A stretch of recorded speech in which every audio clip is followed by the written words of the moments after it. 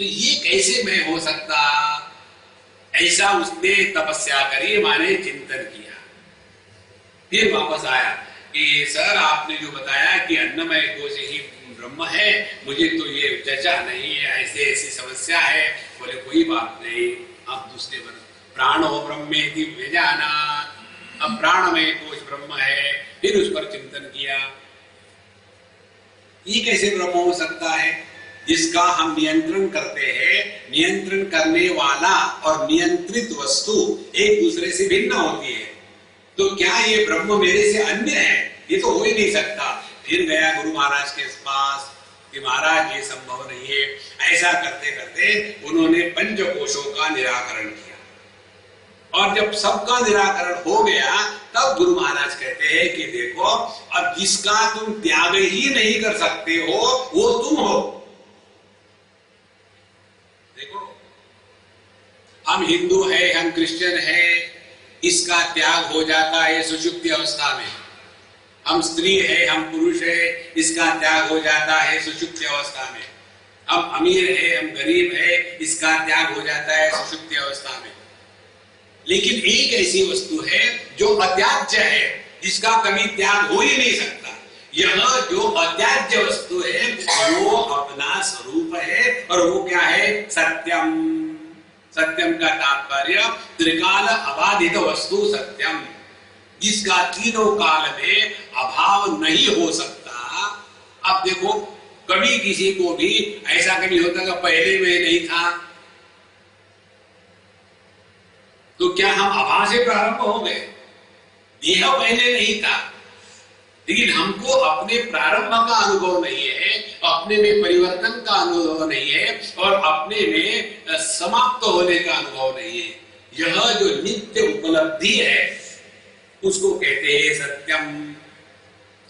ज्ञानम, जो केवल शुद्ध ज्ञान स्वरूप है, जिसमें किसी का ज्ञान नहीं। अंग्रेजी का ज्ञान, हिंदी का ज्ञान, खाना बनाने का ज्ञान, वोटों को इकट्ठा करने का ज्ञान, झूठ बोलने का, ये का नहीं है, ये शुद्ध ज्ञान मात्र है। सत्यम ज्ञानम शुद्धम, और इसीलिए इस ज्ञान में अन्य के अभाव की शुद्धि है। जहां भी अन्य होगा वहां अशुद्धि। तो और ऐसा जो अनंत है, इसका कभी अंत नहीं होता। तो यह जो अपना स्वरूप है, शांतम गूढ़म, महाराज केवल वेदांत में, अपने शास्त्र में ही ये हिम्मत है कहने की। कौन सी? गहरी नींद में माता अमाता भवति, पिता अपिता भवति, वेदाः अवेदा भवन्ति। गहरी नींद में वेद भी नहीं रहते। किसी दूसरे धर्म को कह के दिखाओ। देखो महाराज, सत्य के प्रतिपादन में ऐसा नहीं होता। ऐसा कहोगे तो you will go to hell. एक बार एक सत्यदेव को कहा था, if you say everything you will go to hell. तो हमने कहा फिर आप कहां जाओगे? मैं तो स्वर्ग में जाऊंगा। हमने कहा तुम मेरे स्वर्ग में जाओगे तो मैं तो हेल्प प्रेफर करूंगा। ये डर डर डर डर के जीना। देखो, जो हमको डरा के जिलाता है वो हमारा मित्र नहीं है। यदि कोई गुरु आपको ऐसा कहे, देखो ऐसा करोगे ना तो तुम्हारा सत्यानाश हो जाएगा, तो समझ लेना उसने आपकी पर्स पकड़ ली है। गुरु कभी भी किसी का सत्यानाश नहीं कर सकता महाराज। लेकिन महागुरु होगा तो महाराष्ट्र में हर चीज महा है ना। मूर्ख महामूर्ख, ऑर्डिनरी थोड़ी है। इसलिए सत्यम ज्ञानम शुद्धम अनंतम व्यतिरिक्तम शांतम गूढ़म निष्कलम आनंदम अनन्यम। निष्कल, जिसमें कोई कलाएं नहीं है। कला का तात्पर्य है, देखो, कला माने एक ही वस्तु को भिन्न भिन्न उपाधियों के कारण अनेक प्रकार से प्रकट होने की जो विविधता है उसको कहते हैं कला, फैसेट जिसको कहते हैं। जैसे एक डायमंड ले लो आप, और फिर डायमंड को अनेक कलाएं होती है, उसको भिन्न भिन्न एंगल्स में, फिर उसमें से एक ही में से अनेक प्रकाश दिखते हैं, लेकिन होता एक ही है। इसी प्रकार से जो निष्कला है, इसमें कोई भी कला नहीं है, क्योंकि एकमात्र है, तो अनन्यम, और ये हमसे अन्य नहीं है। परमात्मा का दर्शन केवल आत्म रूप से ही सत्य होता है। अनात्म रूप से परमात्मा का दर्शन केवल कल्पना मात्र होता है। ध्यान से सुनना महाराज। हम बैठे थे मेडिटेशन के लिए, फिर क्या हो गया, सामने से भगवान आए। लेकिन स्वामी जी एक डाउट है, अब भगवान के बारे में क्या है, भगवान जो आए ना, हाथ में टेनिस रैकेट लेकर के जीन पहन के आए, ये कैसे? तुमने क्लिक किया होगा, क्लिक करने के बाद भगवान ऐसे ही आते हैं, डिजिटल भगवान निकले नहीं फिर। देखो ये सब मानसिक चीजें हैं। परमात्मा का अनुभव केवल आत्म रूप से ही हो सकता है।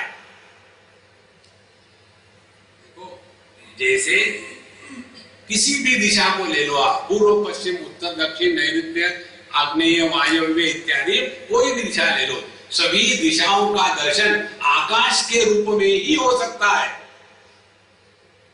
कोई दिशा कह दे नहीं जी मैं तो आकाश से अलग हूं, कोई लहर कह दे कि नहीं जी मैं तो समुद्र से अलग हूं, कोई समुद्र कह दे नहीं जी मैं तो पानी से अलग हूं, कभी ये संभव नहीं है।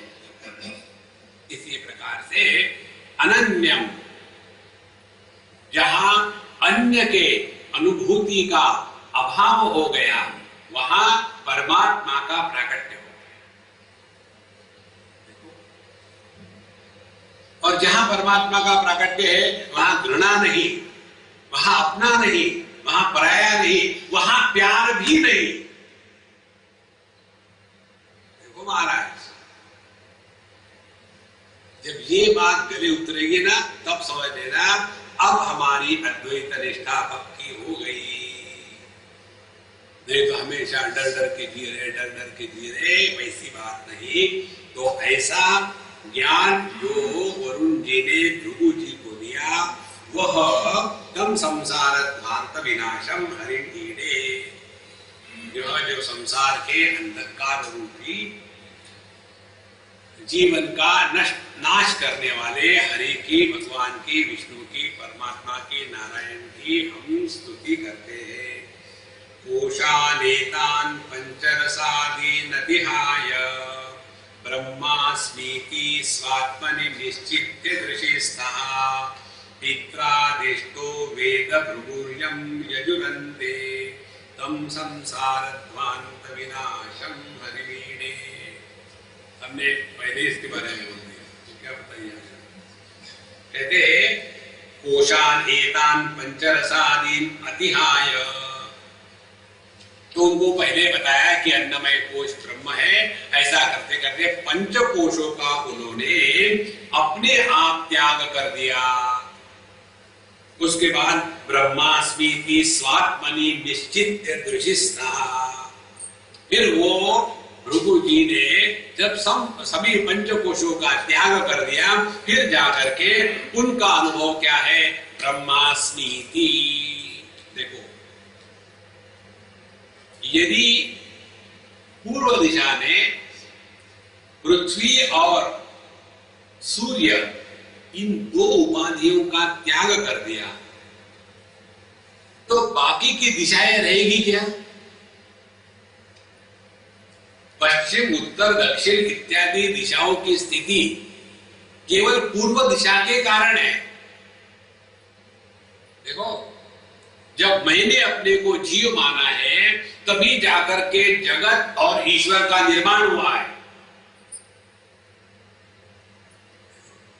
यदि मैंने अपने को जीव ही स्वीकार नहीं किया, तो कहां है जगत, कहां है ईश्वर? ये सब एक दूसरे पर अवलंबित है। आपको याद होगा, हमने आपको क्रिकेट की दृष्टि से बताया था, ये एवरीडे इंटरनेशनल चल रही है। इसमें दो टीम है, एक जीव की टीम है, एक जगत की टीम है, और एक अंपायर है। अंपायर है ईश्वर, जगत है फील्डिंग की टीम, बॉलिंग करने वाली, और जीव है बैटिंग वाली। और किसी भी क्रिकेट मैच में बैट्समैन आउट होते हैं, बॉलर नहीं आउट होते। आपने समझो कैच ड्रॉप कर दिया तो आउट नहीं। देखो, तो इसमें साधना करनी है केवल अपने जीव भाव की निवृत्ति हो जाए, और जीव भाव के निवृत्ति के लिए पहले देहात्म भाव की निवृत्ति की आवश्यकता है। देखो महाराज, तो समझो ये क्रिकेट के मैच में किसी एक टीम ने वॉक ओवर दे दिया कि नहीं बाबा, उनके बॉलर भयानक है, हम नहीं करेंगे बैटिंग, हम ऐसे ही हार जाते हैं। तो यदि बैटिंग वाली टीम ने वॉक ओवर दे दिया तो फील्डिंग वाली टीम को ग्राउंड पर रहने की आवश्यकता है क्या? जब ये दोनों टीमें चली गई तो अंपायर वहां क्या मूंगफली खाएगा? वो काहे के लिए रहेगा? तीनों गायब हो गए। इसी प्रकार से जब तक जीव भाव है तभी तक जगत है, तभी तक ईश्वर है। जहां जीव भाव की इंक्वायरी करें, ओ हम कथमिदं जातम, अपनी असलियत क्या है, हम है कौन? देखो, बचपन से ठोक ठोक के बताया हम हिंदू है, हम वैष्णव है, हम क्रिश्चियन है, मुसलमान है, पर जिंदगी भर उसी भ्रांति को पकड़ के बैठे। देखो महाराज, हम जो है वो हमको कभी नहीं बताएंगे, क्योंकि वो वाणी के परे।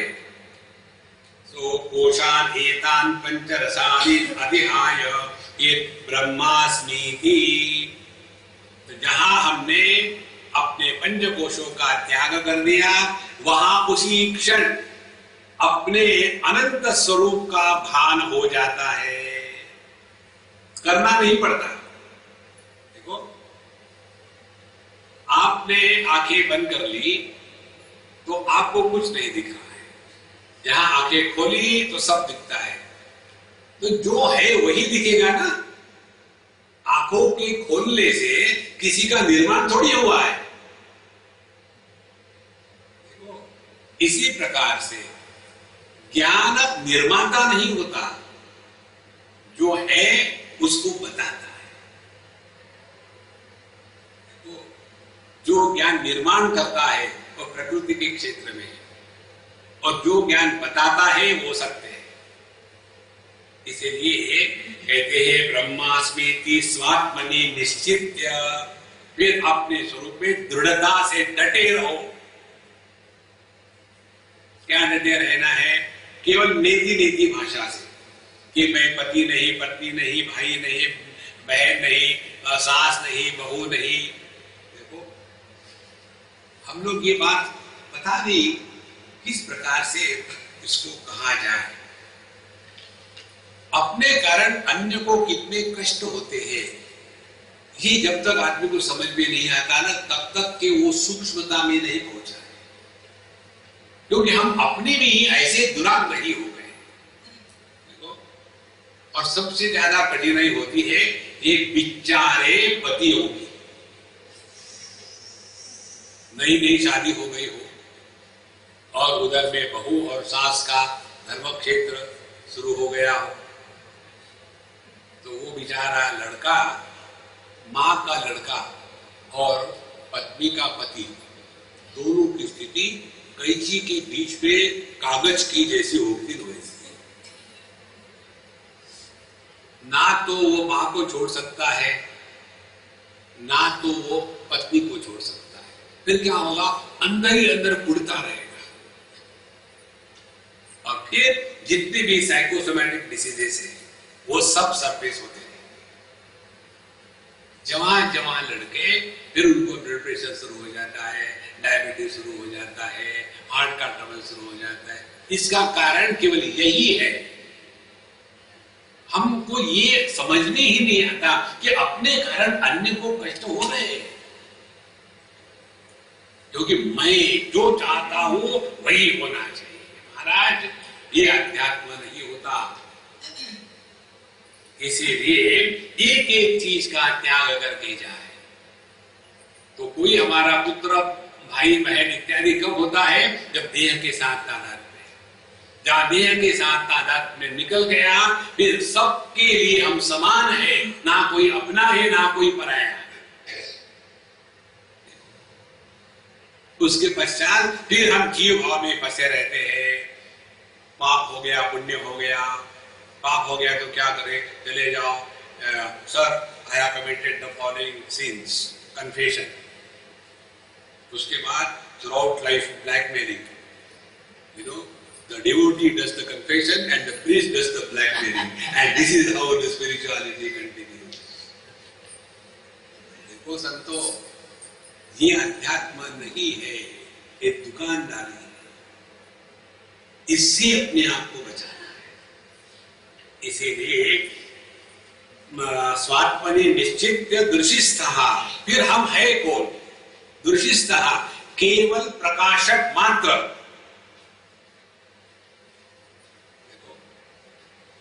प्रकाशक माने जो प्रकाशित करता है लेकिन प्रभावित नहीं होता। अब ये देखो, ये कुछ करना नहीं है इसमें महाराज, ये ऐसा है ही। जैसे ये प्रकाश है बिजली का, ये सबको प्रकाशित कर रहा है, इसमें समझना क्या है? कुछ नहीं समझना है, ऐसा ही चीज। तो चाहे इसमें दो चार लोग और आके बैठे या दो चार लोग निकल जाए, जब कोई भी ना रहे तो प्रकाश को क्या फर्क पड़ा? इसी प्रकार से किसी भी ज्ञानेंद्रिय से कोई भी विषय का ग्रहण होवे, वो विषय रहे ना रहे, ज्ञानेंद्रिय को कोई फर्क नहीं पड़ता। समझो अंधकार है तो आंखों को रोना आएगा क्या? देखो, देखने के लिए कुछ है ही नहीं, कोई फर्क नहीं पड़ता, नहीं तो नहीं। इसी प्रकार से मन, चाहे कोई इंद्रिय खराब होवे, मन को कोई फर्क नहीं पड़ता। इसी प्रकार से दृशिस्थः, जो हम शुद्ध चेतन सत्ता है, चाहे जागृत अवस्था का जागृत पुरुष, स्वप्न का स्वप्न पुरुष, सुषुप्ति का सोता हुआ पुरुष और समाधि का समाधि में बैठा हुआ पुरुष, ये चारों ड्रामा करने वाले आते जाते हैं। इस चेतन सत्ता को इसका कोई प्रभाव नहीं, ये अपनी असलियत है। और ये क्या है? कहते हैं तम संसार ध्वांत विनाशम, यही इस संसार के अंधकार को मिटाने वाली एकमात्र वस्तु है।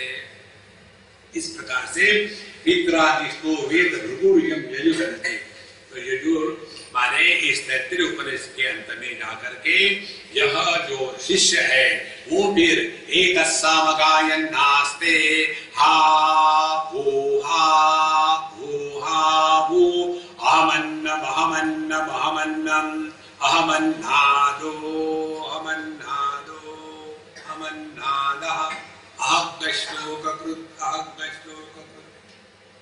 फिर वो सामगान करता है, ये संपूर्ण विश्व मैं हूं, इसका भोग करने वाला मैं हूं, मेरे सिवा अन्य कुछ भी नहीं।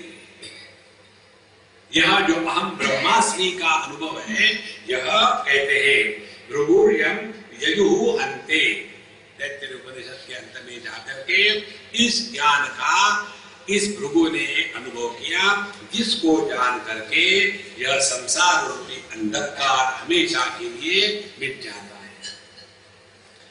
येनाविष्टो यस्य च शक्त्या यदधीनः क्षेत्रज्ञोऽयं कारयिता जन्तुषु कर्तृः कर्ता भोक्ता मात्र हि चित्शक्त्यधिरूढः तम संसारध्वान्त विनाशं परिमीडे।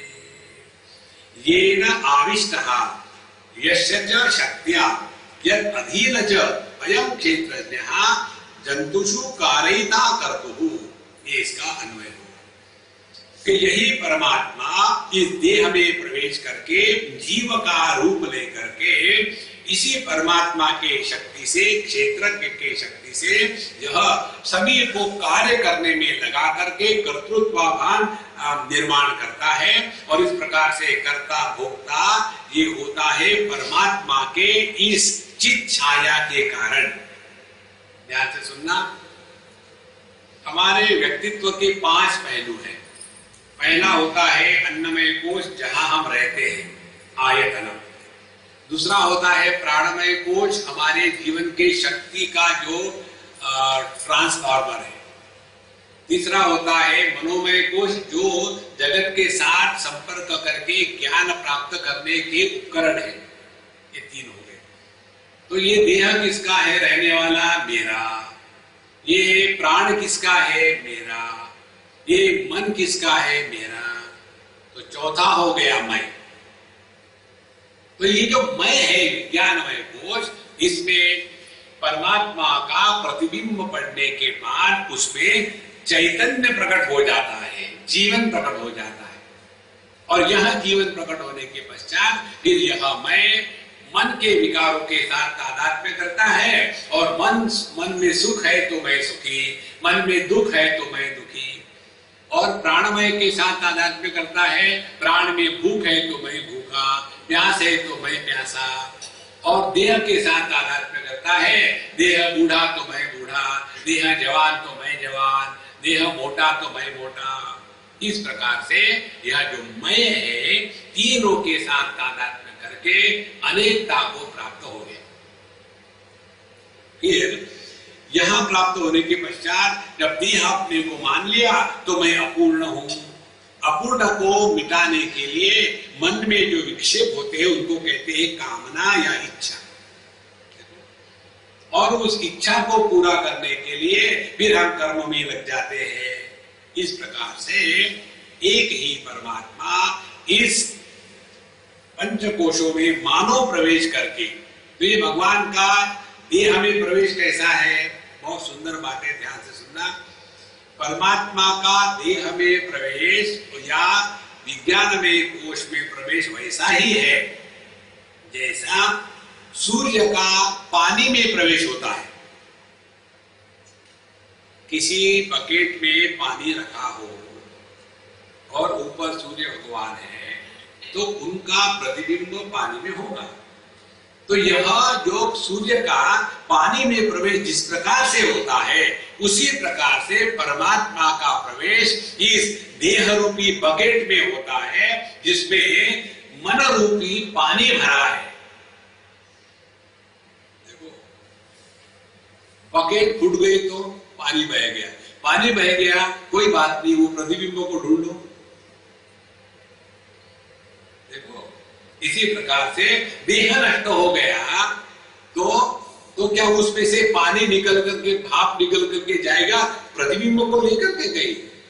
ये समझाने की प्रक्रिया है। देखो समझो, इसीलिए कर्ता भोक्ता आत्मा मात्र ही चित शक्ति अधिरूढ़। तो यह इस चिदाभास के कारण अपने आप को कर्ता भोक्ता मानने लग जाता है। और फिर यही जगत में पुनरपि जननम पुनरपि मरणम पुनरपि जननी जठरे शयनम, ये इसका धंधा चलते ही रहता है। उसमें से निकलने को हम तैयार हैं। ध्यान से सुनना, आदमी को जब दुखी रहने का स्वभाव हो जाता है ना, तो वो सुख को डाइजेस्ट नहीं कर सकता।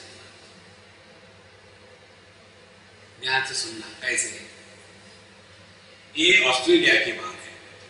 हम एक मलयाली फैमिली में रहते थे, बहुत हमारे क्लोज, और वो जो सज्जन थे उनका नाम पता नहीं, हम उनको सभी उनको बाला कहते, हम भी बाला कहते थे।